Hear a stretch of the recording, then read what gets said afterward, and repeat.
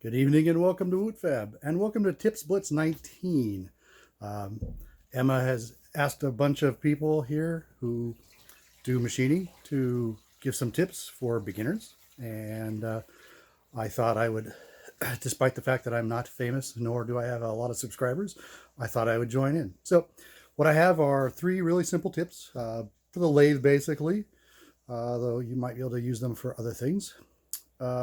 And so let me swap the camera and let's see.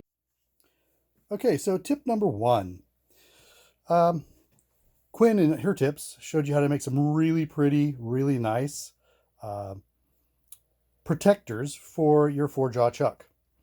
Those are great. They're awesome. They're beautiful and they are very nice and they're sturdy, but they take a long time to make. So what we've always done in the shops that I've worked in is we just cut pieces of aluminum. You have to make them appropriate width and depth for the jaws on your chuck. So you don't want them overhanging the chuck so that the jaws can get close together. But what we do to keep them in place, well, now normally you take a piece of material like this, and if you've ever tried to put these on a four-jaw chuck or tried to adjust a four-jaw chuck, they fall off all the time and they fall into your chip tray and it's just a huge pain in the butt. So what we do is, you can see these three materials here.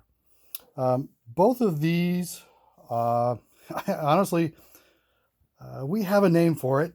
It's called monkey fecal matter. And it comes in a big can.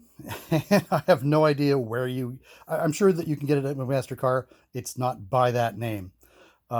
However, because I at one point in time couldn't find these, this one here, I've had since I was an apprentice. So it's nearly 30 years old.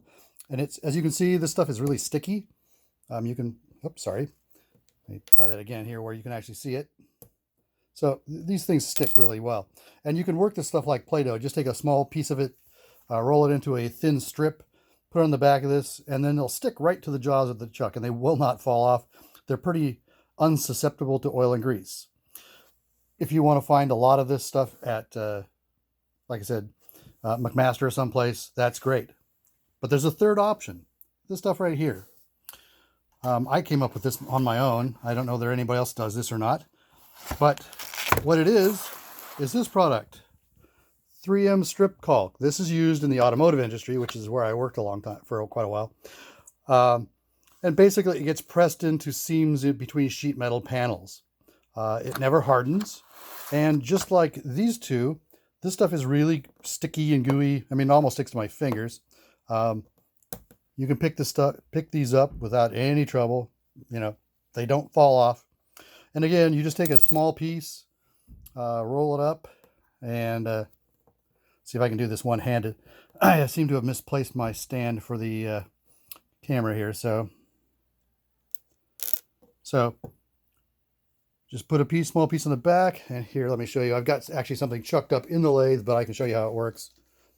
So we're right here, and you can see the things just stick. They don't go anywhere. And the stuff will stay sticky for quite some time. You can actually use these over and over again. You don't have to make a new piece each time you do it. So that's tip number one. Tip number two. Sometimes you want to, you're parting something off in the lathe, and what you want to do is you want to put something in here to keep it from falling off and bouncing off your ways, bouncing into the chip pan. It's delicate, it's not got a nice finish, whatever it is. So you want to stick something in here, but you only have two hands. So what I do is take a regular scribe. These things, if you split them a little bit, they come apart. They go right into your drill chuck. This is kind of horrible because I'm trying to do this one-handed, as I said. So now you're all set. Now, if you can't use the end of this here with the hook on it, which is actually kind of nice. If you can use the hook, use the hook. If you can't, you can always just cut one of these things off. The other thing that you can use, that I have a bunch of, and you can get these also from McMaster-Carr, are needle gun needles. They come in a number of sizes. They're actually useful for a lot of things. I make little tools out of them. In fact, I may just extend this particular tip a little bit and show you some of those.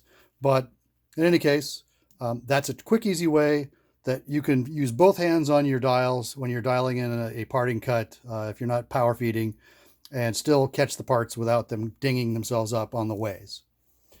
So the third tip is another one. This is a piece for your tool post. In fact, this is what I'm building right now for my new tool post. I've got a multi-fix tool post that you probably saw here a second ago sitting on my workbench.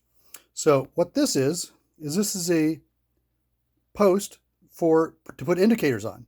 So basically you have your tool post here, and if you have any thread coming out here on the top, you drill and tap this piece for the thread, and look, now I have a place to mount an indicator. Very handy. I've seen this done a number of times, and it actually works really well for dialing things in. It's really rigid on a very small lathe. This is a Logan 12 by 23 inch lathe. It doesn't have a lot of real estate on the apron, as you can see. There's not a lot of real estate on the compound, and so sticking a magnetic indicator on there, or mag-based indicator on there, can be kind of fraught with peril because they like to fall off. So this actually works quite well. So let's walk out to the other part of the shop, and I'll give you that last tip. So working in a naval shipyard, we worked with a lot of things where they just get thrown away when they're old, and nobody reuses anything. So what we found, so I've got a lot of these. These are needle gun needles. Let me turn them this way so they're a little easier to see. That one is actually a dental tool, also useful. But so what we've got here, let's see, that's a piece of a scribe. Here's a particularly good one.